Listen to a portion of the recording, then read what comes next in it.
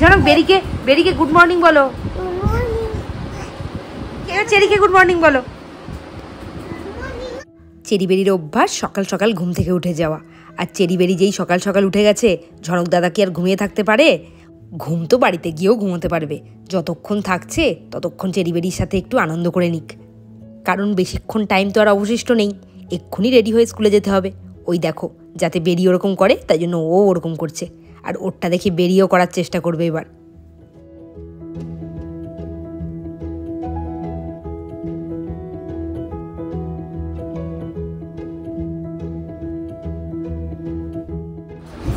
বেরির বসার স্টাইল দেখো, ব্যাস মা চলে গেছে, ব্যাস ব্যাস।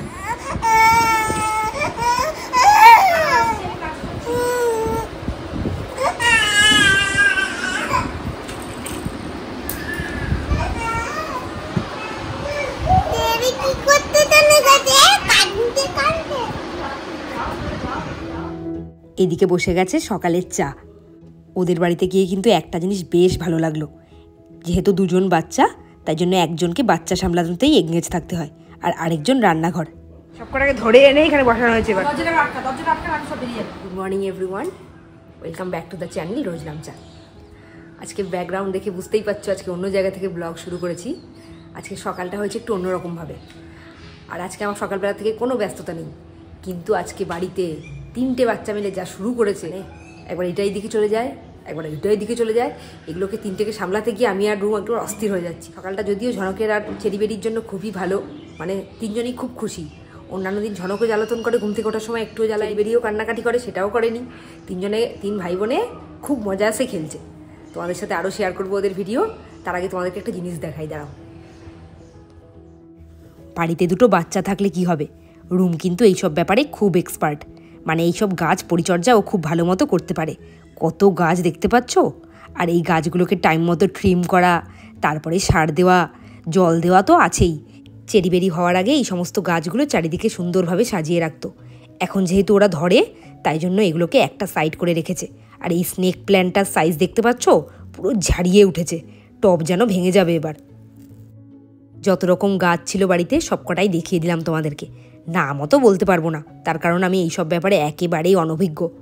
আর ঝনক যেহেতু আছে আমার বাড়িতে, আমি জানি গাছের পাতা ছিঁড়তে পারে, তাই জন্যই ঘরে কখনো গাছ রাখার সাহস দেখাইনি আমি।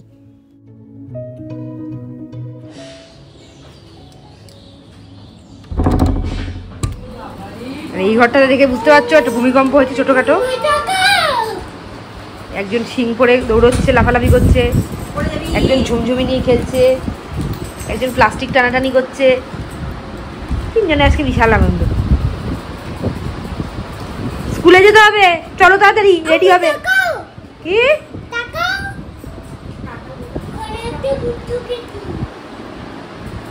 এই অবস্থা ঘরে। ঝনক এবার আমাকে শিং পরিয়ে ওদের খেলার সাথে যুক্ত করেছে।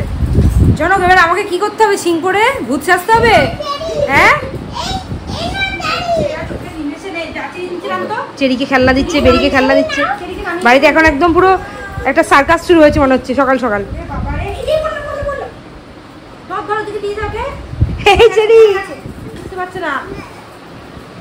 খেলনার বাক্সটাকে টেনে আনা হয়েছে সামনে, খেলনার বাক্সটাকে টেনে আনা হয়েছে সামনের দিকে, যাতে চলে আসো চলে আসো মেয়ে, চেরি চলে আসো।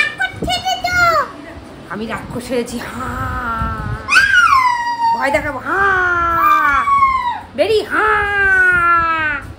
ভয় পাচ্ছিস? ভয় পাচ্ছি? ঝনকের খাওয়া স্নান সমস্ত কিছু কমপ্লিট। আর বলেছিলাম না কিচ্ছু আনতে হয় না, সব চেরি বেরি আর ঝনক যা ইউজ করে একই। এই দেখো, আমন্ড অয়েল, মামা আর্থের সমস্ত ক্রিম, লোশন, সব কিছু এক, এই জন্য আমাকে কিচ্ছু আনতে হয়নি। এদিকে হচ্ছে চেরি বেরির রান্না। আমার স্নান হয়ে গেছে, ঝনকেরও হয়ে গেছে, এবার রেডি করবো ঝনককে। চেরি বেরি খুবই ছোটো, তাই জন্য দুজনকে একটা মাছ দেওয়া হয়। বাচ্চাদেরকে বেশি মাছ খাওয়াতে নেই, তার কারণ বেশি মাছ খাওয়ালে কৃমি হয়।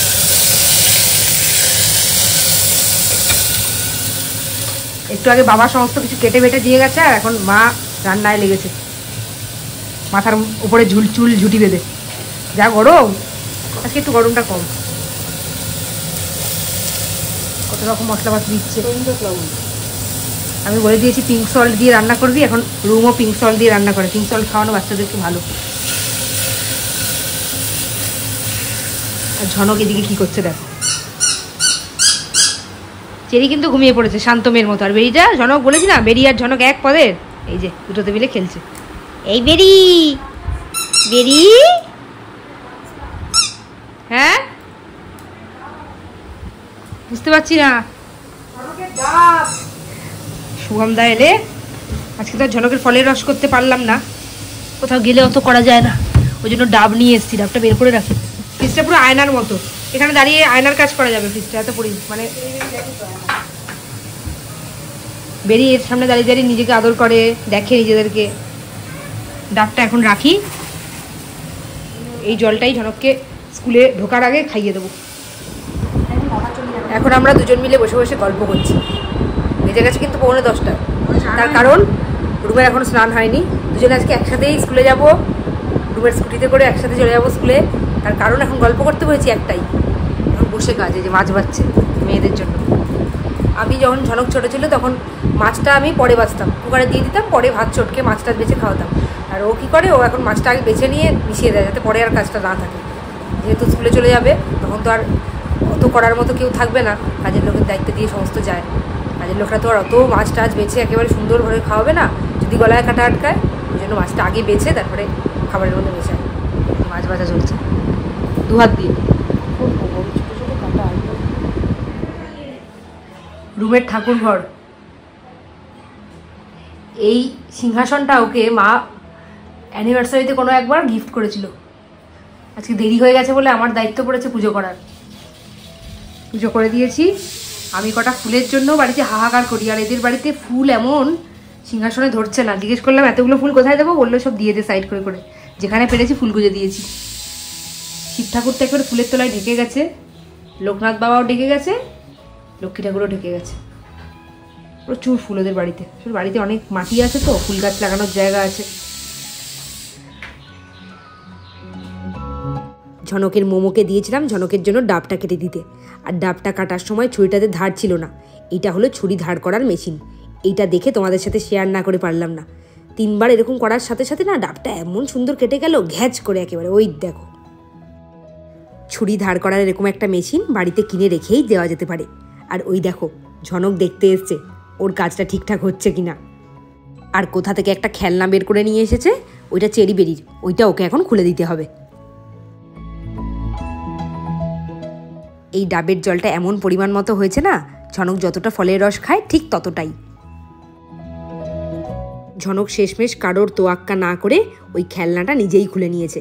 আর খোলার পর যা দেখলাম, এই দেখো, এটা তো ঝনকেরও আছে সেই ম্যাগনেটগুলো, যেটা সাজাতে ঝনক খুব ভালোবাসে।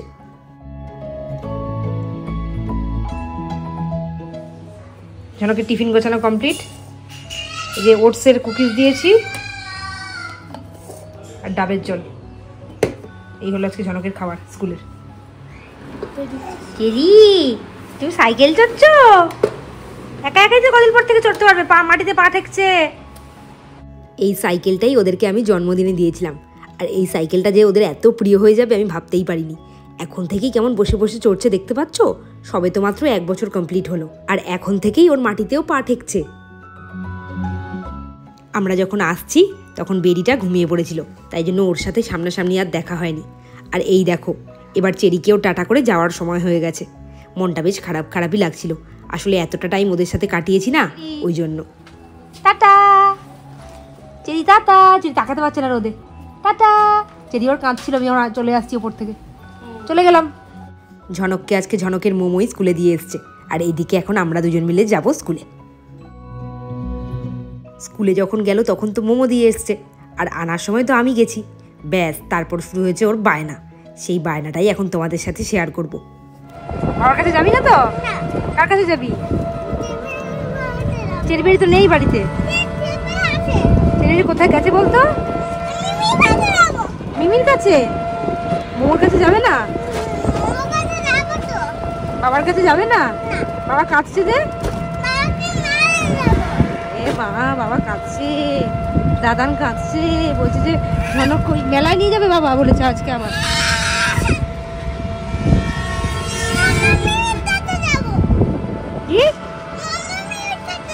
কোথায়?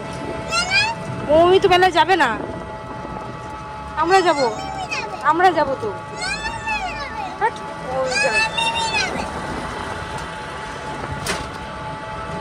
ডেলিভারি যাবেই না, জানিস না?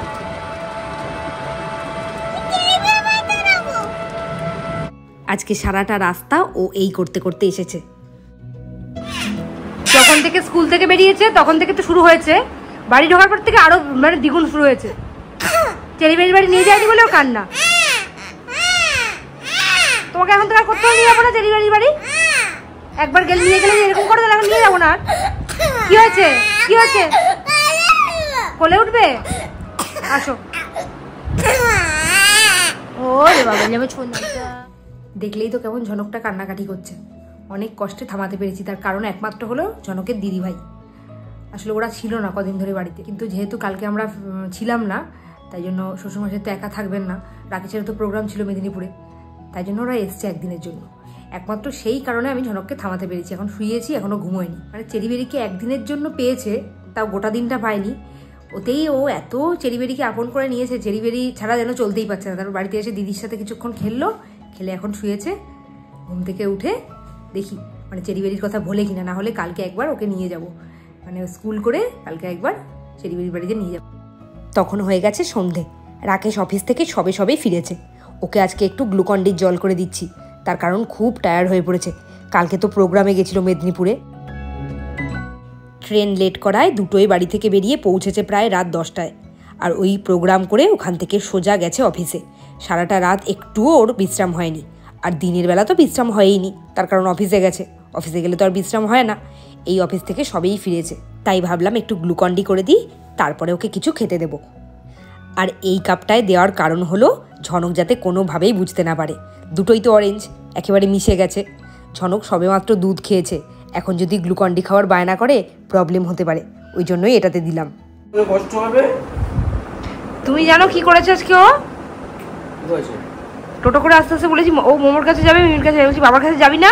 না, বাবার কাছে যাবে না। আর কালকে থেকে একবারের জন্য বাবার নাম করেনি। বাবার কথা বলবে না তোমার সাথে। নাও, ইচ্ছে করে এটাতে দিয়েছি, হ্যাঁ, যাতে ঝনক বুঝতে না পারে, বুঝতে না পারে।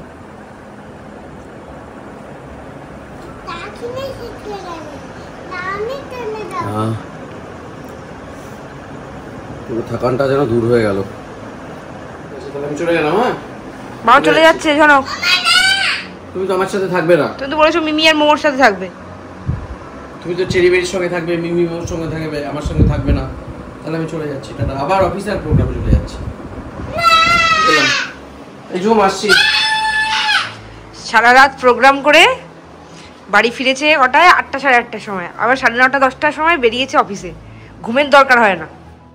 গতকাল তো সারাটা রাতই জেগেছে, তারপরে আবার অফিস ছিল। তাও ফেরার সময় সমস্ত কিছু মনে করে গুছিয়ে নিয়ে এসেছে।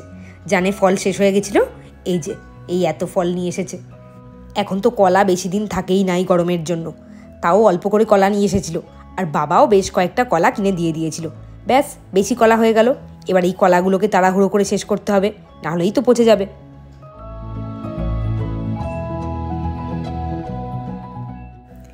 পালপাড়ায় আমাদের একটা চেনা দোকান আছে, আর ওই দোকানদার আমাদের জন্য এই ঝরা ফ্রেশ আঙুরগুলো আগে আগে রেখে দেন।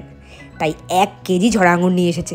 আর আমার তো ঝরা আঙুরই বেশি ভালো লাগে, তার কারণ তাড়াহুড়োর সময় ওই বোটা থেকে আঙুর ছাড়াতে একেবারে বিরক্তি লেগে যায়।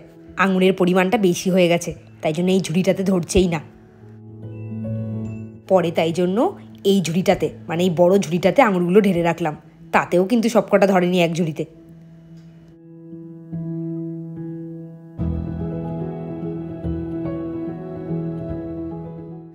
ফল যেহেতু আমাদের প্রত্যেক দিনই লাগে, ওই জন্য শেষ হওয়ার আগে ফল কিনে স্টক করে রাখি।